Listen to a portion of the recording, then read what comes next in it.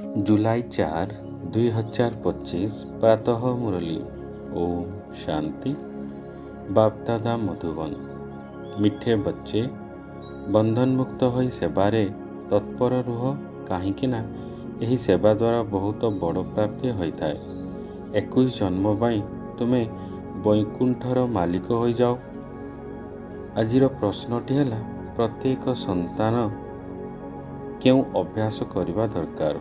उत्तरटी है मुरलीर पॉइंट उपरे बुझाइबार अभ्यास। ब्राह्मणी अर्थात टीचर भौणी जदि कौन आड़े सेवा करने चली आसुचंती तेबे तमे माने परस्पर मिसी क्लास करवा दरकार। जदि मुरली शुइबा न शिखिब तेबे अन्य मानकु निज समान किपरि करि परिबो। तेणु सेंटर रे ब्राह्मणी नथिले व्यस्त हुओ नाही। पाठपढ़ा तो बहुत सहज, तेणु मिलिमिशि क्लास करुथाओ। यही अभ्यास मध्य रहिबा उचित। आजिर गीतटी है मुखड़ा देखिले प्राणी। ओम शांति। पिला माने जेबे शुणाउछंती तेबे निजको आत्मा निश्चय करी बसंतु एवं मन भितरे एही निश्चय रहु जे पिता परमात्मा आमको ज्ञान शुणाउछंती। एही उपदेश अथवा मत एक बाबांको ही देउछंती। तांकर मत को ही श्रीमद बोली कुहा जाउछि। तेणु अर्थात श्रेष्ठ रु श्रेष्ठ से हेले बेहद्र पिता, जहाकु सर्वोच्च भगवान कुहा जाउछि। बहुत मनुष्य अछंती जो माने सही प्रेम रे परमात्मा को पिता बोली भाबु नाहंती। जदि शिव बाबांकर भक्ति करुथांते बहुत स्नेह रे मने पकाउ थांते, परंतु कही दउछंती जे संतान मानक उपरे परमात्मा अछंती, तेबे सेमाने का सहित स्नेह रखिबे। सेथिपई बाबांको ठारू विपरीत बुद्धि होई जाउछंती। भक्ति रे जेतेबेले कोनोसी दुख किंबा रोग आदि होई थाए तेबे प्रेम देखा जाउछि। कही थांती जे भगवान रक्षा कर। पिला माने जानिछंती जे गीता श्रीकृष्ण भगवानंकर मुख द्वारा गायन होइछि।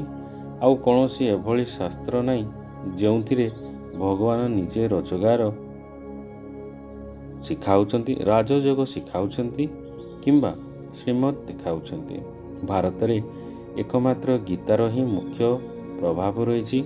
एकमात्र गीता ही भगवान द्वारा गायन होछि। भगवान कहिबा मात्रे एक निराकार आड़को ही दृष्टि चली जाउछि। तेबे आंगुली रे मध्य ऊपर को इंगित करिथांती। श्रीकृष्णଙ୍କ ପାଇଁ एही एपरी केबे हेले कहिबे नाही, काहेकि ना से तो देहधारी अटंती ना। तुमे एबे तांको साथी रहिथिबा संबंध को जणाउछ। तेणु कुहा जाउछि बाबांको याद कर, तांको प्रति प्रेम रख। आत्मा निजर पितांको मने पकाई थाए। एबे सही भगवान पिलामानंको पढ़ाउछंती। तेणु एही निशा स्थायी एवं अत्यधिक मध्य रहिबा दरकार। एपरि नुहे जे ब्राह्मणी सामनारे थिले निशा चलिबो। ब्राह्मणी चाहंतु तो निशा उड़ी जीवो। बस ब्राह्मणी व्यतीत आमे क्लास करिबा पई जाऊ नाही। केबे सेवा केंद्र बाबा कहउछंती, केबे तो पुणी बाबा मध्य बुझाउछंती। ब्राह्मणी चली गले सेवा केंद्र को जीवा छाड़ी देउ नाहंती। अरे बहुत मिछ कौन क्लास करी पारिबो कि। गुरु काहाकू चली गले शिष्य माने पुणी पछरे संभाली थांती ना। पिला मानकू सेवा करिवार अछि। छात्र मानंक मध्यरे भी क्रमान्वये तथापि तो थांती ना। बाबा और बाप दादा जानिछंती जे जेउ जेउ स्थान को फर्स्ट क्लास संतान मानकू पठाइबाकू हेबो। पिला माने एते वर्ष शिखिले किंतु तो धारणा होइथिबा जहा द्वारा परस्पर मध्यरे मिसी करी सेवा केंद्र को चलाई पारिबे। मुरली तो मिलुछि, पॉइंट्स रो आधार रे ही बुझाउछंती। शुणिबार अभ्यास ହୋଇଯାଉଛି, କିନ୍ତୁ ଶୁଣାଇବାର ଅଭ୍ୟାସ ହୋଇପାରୁନାହିଁ। ଯେବେ ଯୋଗଯୁକ୍ତ ହୋଇ ରହିବ, ତେବେ ଧାରଣା ମଧ୍ୟ ହେବ ଏବଂ ଶୁଣାଇ ପାରିବ। ସେବା କେନ୍ଦ୍ରରେ ଏଭଳି ତ କେହି ରହିବା ଦରକାର ଯେ ଯିଏକି କହିବେ, ଆଚ୍ଛା ବ୍ରାହ୍ମଣୀ ଯାଉଛନ୍ତି ତ ଯାଆନ୍ତୁ, ଆମେ ସେବା କେନ୍ଦ୍ରରୁ ସମ୍ଭାଳିଛୁ। ବାବା ବ୍ରାହ୍ମଣୀକୁ ଅନ୍ୟ ଭଲ ସେବା କେନ୍ଦ୍ରକୁ ପଠାଉଛନ୍ତି ସେବା କରିବା ପାଇଁ। ବ୍ରାହ୍ମଣୀଙ୍କ ବିନା ବିଚଳିତ ହେବା ଉଚିତ ନୁହେଁ। ବ୍ରାହ୍ମଣୀଙ୍କ ପରି ସେବାଦାରୀ ହେବା ତ ଅନ୍ୟକୁ ନିଜ ସମାନ କରି କିପରି ଗଢ଼ିପାରିବା? ପ୍ରଜା କିପରି ତିଆରି କରିପାରିବ? ମୁରଲି ତ ସମସ୍ତଙ୍କୁ ମିଳୁଛି। ପିଲାଙ୍କର ଖୁସି ରହିବା ଦରକାର ଯେ ମୁଁ ଗଦି ଉପରେ ବସି ବୁଝାଇବି। ଅଭ୍ୟାସ କଲେ ସେବାଦାରୀ ହୋଇପାରିବ। ବାବା ପଚାରୁଛନ୍ତି, ସେବାଦାରୀ ହେଲଣି? ତେବେ କେହି ବି କାହାକୁ ବାହାରୁ ନାହାନ୍ତି। ସେବା ହିଁ ଅଫିସର ଛୁଟି ନେବା ଦରକାର। ଯେଉଁଠାରୁ ବି ସେବା ପାଇଁ ଡାକ୍ତର ଆସୁଛି ସେଠାକୁ ଛୁଟି ନେଇ ଚାଲିଯିବା ଦରକାର। ଯେଉଁମାନେ ବନ୍ଧନମୁକ୍ତ ସନ୍ତାନ ସେମାନେ ଏଭଳି ସେବା କରିପାରିବେ। ସେ ସରକାରଙ୍କ ଠାରୁ ଏହି ସରକାରଙ୍କ ରୋଜଗାର ବହୁତ ଉଚ୍ଚ ଅଟେ। ଭଗବାନ ପଢ଼ାଉଛନ୍ତି, ଯାହାଦ୍ୱାରା ତୁମେ 21 ଜନ୍ମ ପାଇଁ ବୈକୁଣ୍ଠର ମାଲିକ ମିଳୁଛି। କେତେ ଶ୍ରେଷ୍ଠ ରୋଜଗାର ଅଟେ। ବିନାଶୀ ରୋଜଗାରରୁ କ'ଣ ମିଳିବ? କେବଳ ଅଳ୍ପ କାଳ ପାଇଁ ସୁଖ ମିଳିବ। ଏଠାରେ ତ ବିଶ୍ୱର ମାଲିକ ହେଉଛ, ଯାହାଙ୍କର ପକ୍କା ନିଶ୍ଚିତ ରହିଛି ଯେ କହିଲେ ଯେ ମୁଁ ଏପରି ସେବାରେ ଲାଗିଯିବି। ପରନ୍ତୁ ସମ୍ପୂର୍ଣ୍ଣ ନିଶା ଥିବା ଦରକାର। ନିଜକୁ ଦେଖିବାକୁ ହେବ ଯେ ମୁଁ କାହାକୁ ବୁଝାଇ ପାରୁଛି। ବହୁତ ସହଜ। କଳିଯୁଗ ଶେଷରେ ଏତେ କୋଟି ମନୁଷ୍ୟ ଅଛନ୍ତି, ସତ୍ୟଯୁଗରେ ନିଶ୍ଚିତ କମ୍ ମନୁଷ୍ୟ ହେବେ। ତାଙ୍କର ସ୍ଥାପନ ପାଇଁ ନିଶ୍ଚିତ ବାବା ସଙ୍ଗମ ଯୁଗରେ ହିଁ ଆସିବେ। ପୁରୁଣା ଦୁନିଆର ବିନାଶ ହେବ। ମହାଭାରତ ଲଢ଼େଇ ମଧ୍ୟ ପ୍ରସିଦ୍ଧ ହେବ। ଏହା ଯେତେବେଳେ ହିଁ ଲାଗିଥାଏ, ସେତେବେଳେ ଭଗବାନ ଆସି ସତ୍ୟଯୁଗ ପାଇଁ ରାଜଯୋଗ ଶିଖାଇ ସେମାନଙ୍କର ରାଜା କରିଥାନ୍ତି। କର୍ମାତୀତ ଅବସ୍ଥାକୁ ପ୍ରାପ୍ତ କରିଥାନ୍ତି। କହିଥାନ୍ତି ଯେ ଦେହ ସହିତ ଦେହର ସବୁ ସମ୍ବନ୍ଧକୁ ଛାଡ଼ି ମୋତେ ମନେ ପକାଅ, ତେବେ ପାପ କଟି ଚାଲିବ। ନିଜକୁ ଆତ୍ମା ଭାବି ବାବାଙ୍କୁ ୟାଦ କରିବା, ଏହା ହିଁ କଷ୍ଟକର କଥା ଅଟେ। ଜଗର ଅର୍ଥାତ୍ ଜଣେ ହେଲେ ବି ମନୁଷ୍ୟ ଜାଣନ୍ତି ନାହିଁ। ବାବା ବୁଝାଉଛନ୍ତି ଯେ ଭକ୍ତି ମାର୍ଗର କଥା ମଧ୍ୟ ଡ୍ରାମାରେ ନିର୍ଦ୍ଧାରିତ ହୋଇ ରହିଛି। ଭକ୍ତି ମାର୍ଗ ତ ଚାଲିବ। ଖେଳ ତିଆରି ହେଉଛି। ଜ୍ଞାନ, ଭକ୍ତି, ବୈରାଗ୍ୟ। ବୈରାଗ୍ୟ ମଧ୍ୟ ଦୁଇ ପ୍ରକାରର ଥାଏ। ଗୋଟିଏ ହେଲା ହଦ୍ର ବୈରାଗ୍ୟ, ଅନ୍ୟଟି ହେଲା ଏହି ବେହଦ୍ର ବୈରାଗ୍ୟ। ଏବେ ତୁମେ ପିଲାମାନେ ସମଗ୍ର ପୁରୁଣା ଦୁନିଆକୁ ଭୁଲିବାର ପୁରୁଷାର୍ଥ କରୁଛ। କାହିଁକି ନା ତୁମେ ଜାଣୁଛ ଯେ ଆମେ ଏବେ ଶିବଳୟ ପବିତ୍ର ଦୁନିଆକୁ ଯାଉଛୁ। ତୁମେ ସବୁ ବ୍ରାହ୍ମଣ କୁମାର କୁମାରୀମାନେ ଭାଇ ଭଉଣୀ ଅଟ। ତେଣୁ ତୁମର ବିକାରୀ ଦୃଷ୍ଟି ହୋଇପାରିବ ନାହିଁ। ଆଜିକାଲି ତ ସଭିଙ୍କର ଦୃଷ୍ଟି ବିକାରୀ ହୋଇଯାଉଛି। ତମ ପ୍ରଧାନ ଅଟନ୍ତି ନା। ଏହା ନାମ ହିଁ ଅଟେ ନର୍କ, ପରନ୍ତୁ ନିଜକୁ କେହି ନର୍କବାସୀ ବୋଲି ଭାବୁନାହାନ୍ତି। ନିଜର ପରିଚୟ ତ ଜଣା ନାହିଁ। ତେଣୁ କହି ଦେଇଥାନ୍ତି ସ୍ୱର୍ଗ ନର୍କ ଏହିଠାରେ ହିଁ ଅଛି। ଯାହା ମନରେ ଯାହା ଆସିଲା ତାହା କହି ଦେଉଛନ୍ତି। ଏହା କୌଣସି ସ୍ୱର୍ଗ ନୁହେଁ। ସ୍ୱର୍ଗରେ ତ ରାଜଧାନୀ ଥିଲା, ଧାର୍ମିକ ସତ୍ୟବାଦୀ ଥିଲା, କେତେ ଶକ୍ତି ଥିଲା।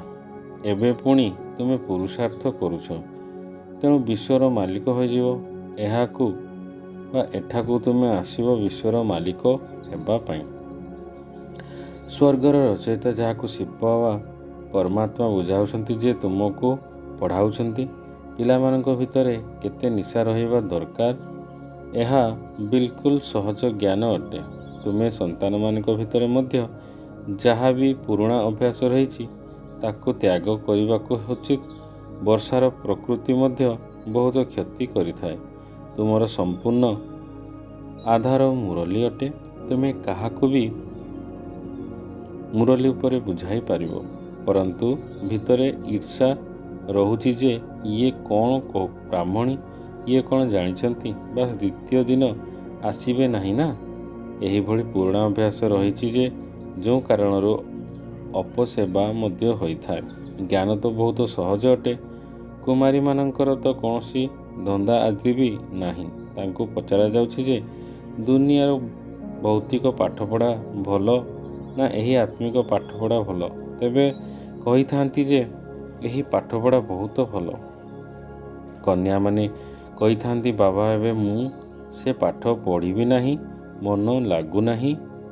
ଲୌକିକ ବାପା ଜ୍ଞାନ ମାର୍ଗରେ ନଥିଲେ କନ୍ୟାମାନେ ମାଡ଼ ଖାଆନ୍ତି।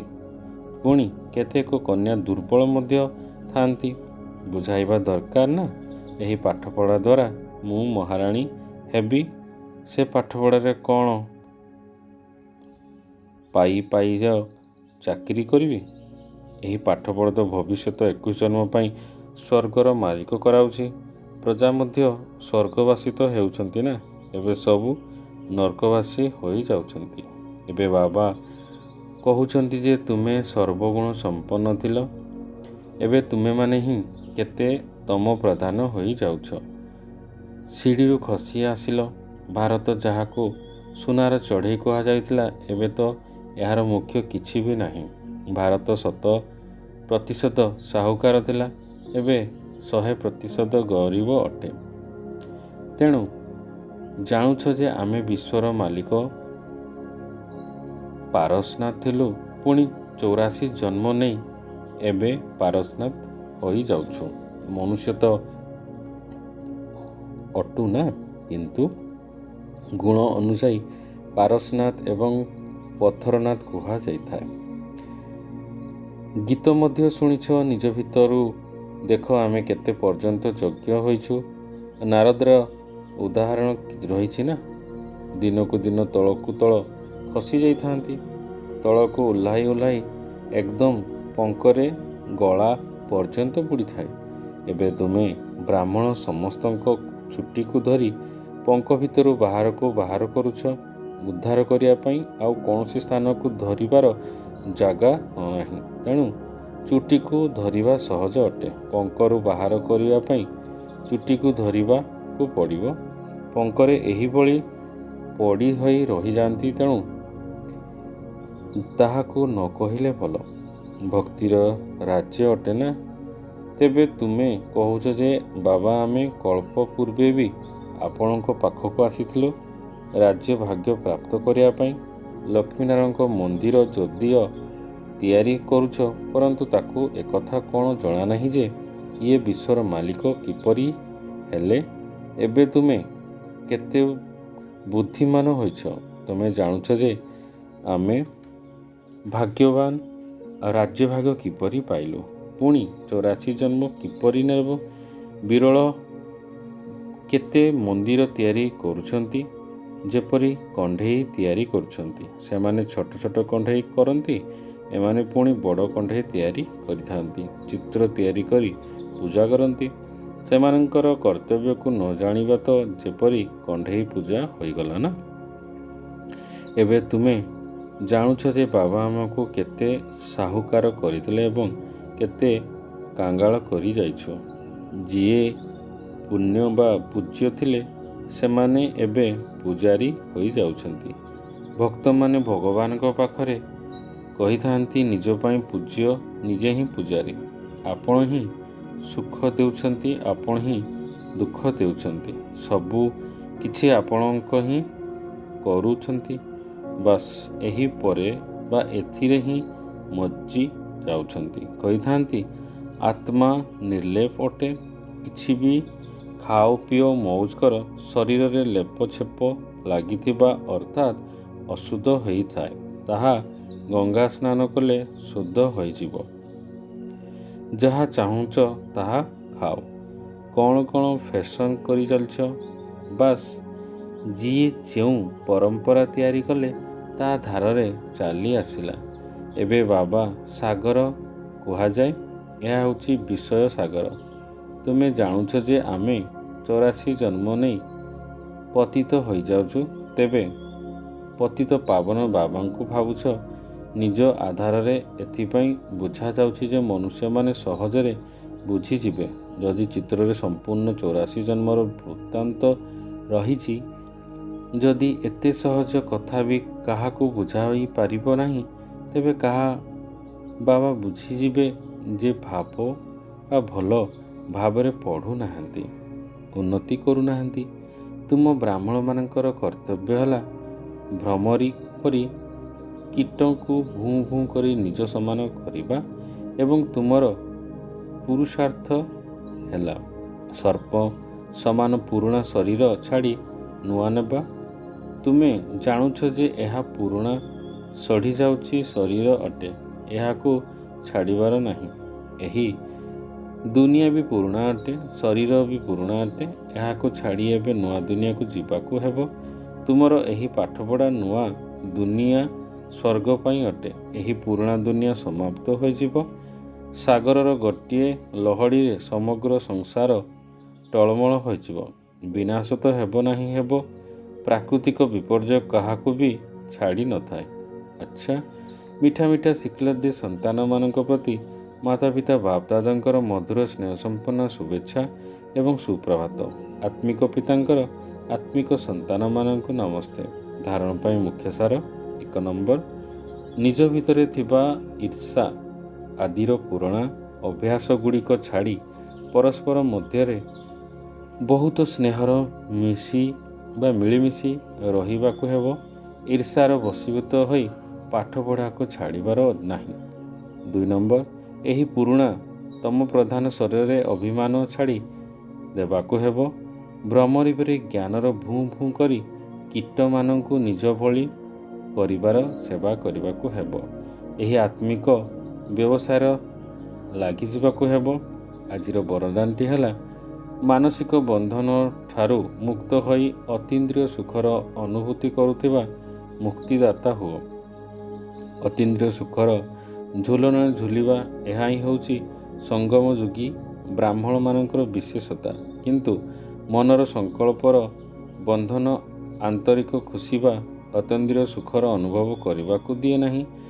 ବ୍ୟର୍ଥ ସଂକଳ୍ପ, ଇଚ୍ଛା, ଅବହେଳା, ପଣିଆ ବା ଆଳସ୍ୟର ସଂକଳ୍ପର ବନ୍ଧନରେ ରହି ହେବା ନାହିଁ ମାନସିକ ବନ୍ଧନ ଅଟେ। ଏହିଭଳି ଆତ୍ମାମାନେ ଅଭିମାନର ବଶୀଭୂତ ହୋଇ ଅନ୍ୟମାନଙ୍କୁ ଦୋଷ ହିଁ ଦେଖିଥାନ୍ତି।